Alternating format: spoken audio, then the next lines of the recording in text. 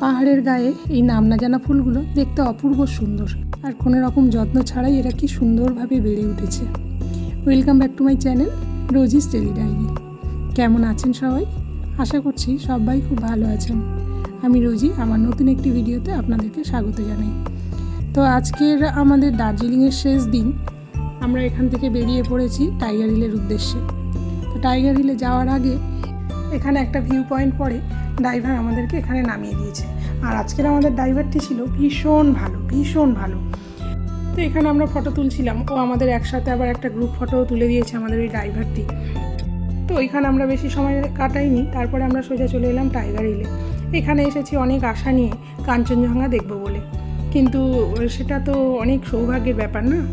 একবারেই এসে যে কাঞ্চনজঙ্ঘা দেখতে পাবো সেটা তো অনেক বড় সৌভাগ্য, না হলে সম্ভব হবে না। তো আমাদের অতটা সৌভাগ্য হয়নি যে আমরা কাঞ্চনজঙ্ঘা দেখতে পাবো। তো খুব হতাশ হলাম, দেখতে পেলাম না। তারপরে এখানে সকালে কিছু খাওয়া হয়নি, তো সবার খিদে পেয়ে গেছে। সবার জন্য এক প্লেট করে ম্যাগি নেওয়া হলো। আমার ম্যাগি ভালো লাগে না, তবুও খিদের সময় এখন ওটাই খেতে হবে। আর এই যে আমার হাতের জিনিসগুলো, এগুলো আবার এখানে এসেও কেনাকাটা করলাম। একদম লাস্ট মুহূর্তে কয়েকটা জিনিস কেনার কথা মনে পড়লো, তো এখান থেকে কিনে নিলাম। আর তো জায়গা পাবো না। হোটেলের বিল মিটিয়ে দিয়ে হোটেলে আমাদের লাগেজগুলো রেখে এসেছি, আর ওখানে বলে এসেছি যে আমরা 11টার মধ্যেই আমাদের লাগেজ বের করে নেবো। 11টা থেকে 12টা বাজলে বা একটু বেশি হলে ওরা হয়তো আমাদের আর একদিনের চার্জ কাটবে। তো ওই জন্য তাড়াহুড়ো করা হচ্ছিল, যাতে 11টার মধ্যে আবার হোটেলে ফিরে গিয়ে আমাদের জিনিসপত্র বের করে নিয়ে আমরা মিরিকের উদ্দেশ্যে রওনা দিতে পারি। তো তার মধ্যে যে ভিউ পয়েন্টগুলো সেগুলোও দেখে নিতে হবে। টাইগার হিল থেকে সোজা আমরা চলে এসেছিলাম ঘুম মনেস্ট্রিতে। তো ওরা কেউ ভিতরে আসেনি, আমি আর জুনি এসেছিলাম। ভাবলাম যে এসেছি যখন পুরোটাই দেখে যাব। তো ভিতরে ঢুকে আমরা একটু ভিডিও করে নিলাম। আর ওরা বারবার ফোন করছিল, তাড়াতাড়ি চলে এসো, আরও জায়গা বাকি আছে, সবগুলো আমাদের দেখতে হবে এবং টাইমের মধ্যে হোটেলে ফিরতে হবে। আর সবগুলো না দেখে গেলে আফসোসও থেকে যাবে। তো তারপরে আমরা চলে এলাম বাতাসিয়া লুপে। ঢুকেই দেখি সামনে দিয়ে একটা টয় ট্রেন যাচ্ছে। তো একদম কাছ থেকে ভিডিও করলাম। এত জোরে একটা হুইসেল বাজিয়েছিল, মনে হচ্ছিল কানটা এবার না ফেটে যায়। আর সবাই দেখছিলাম ভিডিও করতে ব্যস্ত ছিল। আমি ভাবলাম আমি হয়তো একা ভিডিও করছি, না, সবাই ভিডিও করছিল। আজকের যে ভিডিও ক্লিপগুলো অ্যাড করেছি এর মধ্যে আমাকে অনেকগুলো বাদ দিতে হয়েছে, অথচ সবগুলো ভালো ভিডিও ক্লিপ ছিল। সবগুলো যদি আমি জুড়ে দিতাম তাহলে ভিডিওটা অনেক বড় হয়ে যেত। আর ওগুলো বাদ দিতে এত আফসোস হচ্ছিল, কারণ সবগুলোই ভালো সিন ছিল। কোনটা বাদ দেবো কোনটা নেব বুঝতে পারছিলাম না। আর বাদ তো দিতেই হবে, না হলে ভিডিওটা প্রায় 20-25 মিনিটের হয়ে যেত। তাও হয়ে গেছিলো। আমি স্পিড বাড়িয়ে ভিডিওটাকে ছোট করেছি, যেহেতু আমি বড় ভিডিও দিই না। তো আমার বড় ভিডিও দিতে গেলেই মনে হয় যেন সবাই দেখার ধৈর্য থাকবে না, এরা মনে হয়। আর এই 3-4 দিন ধরে আমরা আই লাভ দার্জিলিং কোথায় আছে সেটাই খুঁজে বেড়াচ্ছিলাম। অবশেষে এসে দেখলাম আই লাভ দার্জিলিং বাতাসিয়া লুপের মধ্যে লুকিয়ে আছে। আর এখানে জুনি আমার জন্য কিছু কিনে দেবে বলে দেখছিল, মাদার্স ডে গিফট দেয়নি। ও বলছিল মা এখান থেকে কিছু দেখে নাও। আর যেখানেই যাচ্ছি সেখানেই দেখছি কিছু না কিছু বিক্রি হচ্ছে। আর দার্জিলিংয়ে এসেছি, অথচ আই লাভ দার্জিলিংয়ে দাঁড়িয়ে ফটো তুলবো না তাই কি হয়? তো ওরা মাসি বোনপোতে মিলে ফটো তুলে নিল, তারপরে আমরাও তুলেছিলাম। আর এখানে চা পাতা বিক্রি হচ্ছিল, আমি আর সাবিনা সেটাই দেখছিলাম। তো আমরা কালকেও বেশ অনেকগুলো চা পাতা কিনেছি, কিন্তু সেগুলো নিয়ে একটু সন্দেহের মধ্যে আছি, কারণ প্যাকেট করা ছিল, খুলে দেখতে পারিনি। আর এখানে এটা খুলে দেখিয়ে দিচ্ছিল। তা দুটো দুরকম ছিল, 100 গ্রাম করে। আমি আর সাবিনা দুটো নিয়েছি, বলি দুটো ভাগ করে হাফ করে নেব। তো 150 টাকা করে বলেছিল, আবার একটু বার্গেনিং করে দাম কমিয়ে নেওয়া হলো। তারপরে আমরা হোটেলে গিয়ে আমাদের লাগেজ নিয়ে ওখান থেকে বেরিয়ে এসে আবার অন্য গাড়ি ধরেছিলাম। ওই গাড়িটা এই পর্যন্ত আমাদের ঘুরিয়েছে, ও আবার একটা গাড়ি করে দিয়েছিল। তো সেই গাড়িতে করে আমরা এখন যাচ্ছি মিরিকের উদ্দেশ্যে আমরা রওনা দিয়েছি। তো এই ড্রাইভারটাও না ভীষণ ভালো ছিল। আমরা সব ড্রাইভারই ভালো পেয়েছিলাম, শুধু একটা ড্রাইভার একটু খারাপ ছিল। আমরা দার্জিলিং থেকে অনেকটা রাস্তা চলে এসেছি, প্রায় মিরিকের 70% চলে এসেছি, আর 30% মতো বাকি আছে। তো প্রচণ্ড খিদে পেয়ে গিয়েছে। আমরা ড্রাইভারকে বলেছিলাম ভালো হোটেল দেখে আমাদেরকে দাঁড় করাবেন। তো এখানে উনি আমাদেরকে এখানে নিয়ে এলেন, বললেন যে এই হোটেলটা ভালো, একবার খেয়ে দেখুন, ভালো না লাগলে তখন বলবেন। তো এটা ওনার দাদার হোটেল, আর উনি নেপালি ছিলেন, তো সুতরাং ওনার দাদাও নেপালি। আর আমরা কিন্তু এখন নেপালের কাছাকাছি আছি। তো রাস্তার এক সাইডটা নেপাল আর এক সাইডটা হলো আমাদের ইন্ডিয়া। আমরা যদিও ইন্ডিয়ার রাস্তা ধরেই যাচ্ছি। আর এই হোটেলটা ছিল নেপালি হোটেল। তো এদের খাবার দাবারগুলো এত ভালো ছিল, আর কত কিছু দিয়েছিল দেখুন। খেয়ে আমরা খুব তৃপ্তি পেয়েছিলাম, আর মাছটাও খুব ফ্রেশ লেগেছিল। আর জুনির কী হয়েছিল জানি না, শরীরটা খারাপ করছিল, একদমই খেতে চাইছিল না, ওর জন্য একটা চাউমিন প্যাক করে নেওয়া হয়েছিল। আর এই যে আমরা মিরিকের বাজারে চলে এসেছি, এটা হলো মিরিকের বাজার। তো এখান থেকে আমাদের হোটেলটা আর বেশি দূরে নয়, সামনেই। আর এই হোটেলটাও আমাদের করে দিয়েছিল আমাদের যিনি ড্রাইভার ছিলেন উনি, তো একটু কমেই করে দিয়েছিলেন। আর আমরা একটা রুম নিয়েছিলাম, 2টো বেড ছিল, সেরকম একটা রুম নিয়েছিলাম, যেহেতু আমরা একটা রাতই থাকবো এখানে। এই যে আমরা চলে এসেছি, লাগেজপত্র সব নামিয়ে দিচ্ছে।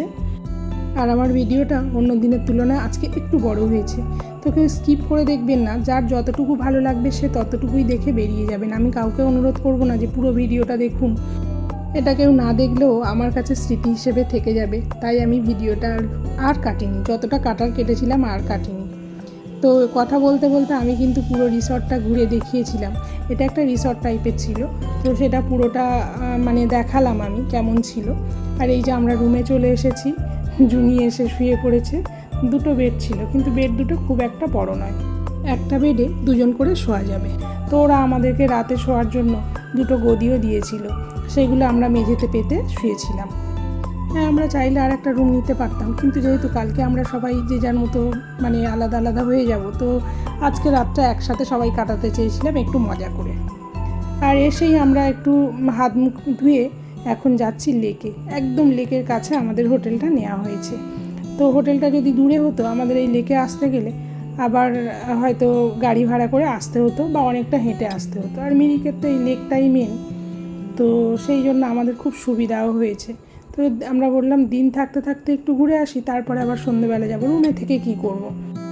তো অনেকটা বড় জায়গা ছিল, আর ঝিলের চারপাশে বসার জায়গা করে রেখেছিল। তো বসার জায়গাগুলোতে আর বসার মতো সিট ছিল না, আর ঝিলটাতে প্যাডেল বোটও ছিল প্যাডেল করার জন্য। তো আমরা যে সময় গিয়েছি ওই সময় কিন্তু বন্ধ হয়ে গেছিলো। জুনি খুব বায়না করছিল, তোকে বললাম কালকে চড়াবো তোকে। হর্স রাইডিংও ছিল, তো এখানে অনেক ঘোড়া, অনেকে দেখছি ঘোড়ায় চেপে ঘুরছে। তো রায়ানও বায়না করছিল ও হর্স রাইডিং করবে, কিন্তু সন্ধ্যের মতো হয়ে এসেছিলো, ওই জন্য আজকের আর ওদের কাউকে ঘোড়ায় চাপাইনি। ঘোড়ায় তো রায়ান একা উঠবে না বা জুনি একা উঠবে না, জুনি আর রায়ান একসাথে উঠবে এরকম ভেবে রেখেছি আমরা। তো তারপরে এই ঘুরছিলাম, ঘুরতে ঘুরতে দেখলাম এই বাচ্চাটা রিলস বানাচ্ছে, সেই যেগুলো হয় না মোবাইলটা চারদিকে এরকম ঘোরে গান চালিয়ে, গানটা আর দিইনি কপিরাইট আসার ভয়ে। তো এই যে রিলস করছিল আর আমি দূর থেকে ভিডিও করছিলাম। এখানে 100 টাকা করে নিচ্ছিল একটা ভিডিও করার জন্য। তা আমি জুনিকে বলেছিলাম তুই একটা কর এরমভাবে, তো কিছুতেই রাজি হলো না। আর ওই যে ছেলেটার মাটা আবার ওকে একটু দেখিয়ে দেখিয়ে দিচ্ছিল।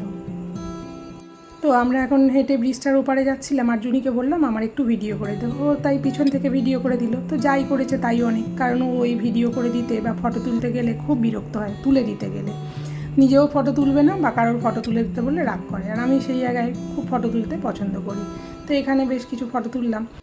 কালো চুড়িদার পরাটা তো আমি, আর জাম কালার চুড়িদার পরাটা হলো আমাদের সাবিনা, আর পাশে ওর ছেলে রায়ান আর জুনি, আমরা এই 4 জনে বেরিয়েছিলাম। আর ওরা কেউ বেরোয়নি, ওরা রুমে ছিল। আর এখানেও অনেক জিনিসপত্রের দোকান আছে, তো আমি আর সাবিনা একটু ঘোরাঘুরি করে দেখে নিলাম, আর তারপর রুমে চলে এসেছিলাম। তারপরে আবার সন্ধ্যেবেলা আমি আর হাজব্যান্ড বেরোলাম। আর এই সময় বেশ ভালোই ঠান্ডা আছে, আর রাতে চারপাশটা খুব সুন্দর লাগছে। তো আমরা বেরিয়েছি রাতে কি খাবার দাবার পাওয়া যাবে সেটাই দেখতে। এখানে সব ভালো, কিন্তু খুব তাড়াতাড়ি খাবার দাবারের দোকানগুলো বন্ধ হয়ে যায়। ওই 7:30 8টার মধ্যে আপনাকে রাতের ডিনারটা করে নিতে হবে, না হলে কোনো খাবার দাবার পাওয়া যাবে না। তো আমরাও কোনো খাবার দাবার পাইনি। তো আমরা যে রিসর্টে ছিলাম ওখানে বলে দিয়েছিলাম, ওরা খাবার দিয়েছিল, কিন্তু এতটাই খারাপ খাবার ছিল যে আমরা খেতে পারিনি। তবে ব্রেকফাস্টটা কিন্তু খুব সুন্দর ছিল, আর ব্রেকফাস্টটা কিন্তু আমাদের ওরা প্রোভাইড করেছে। আমাদের হোটেল ভাড়ার সাথে 500 টাকা ওরা এক্সট্রা নিয়েছিল, সেই 500 টাকার মধ্যে আমাদের সবার ব্রেকফাস্ট ছিল। তো 500 টাকায় এতগুলো লোকের ব্রেকফাস্ট বেশ ভালোই হয়েছিল, যে যা খেয়ে মানে অর্ডার করেছিল তাই দিয়েছিল।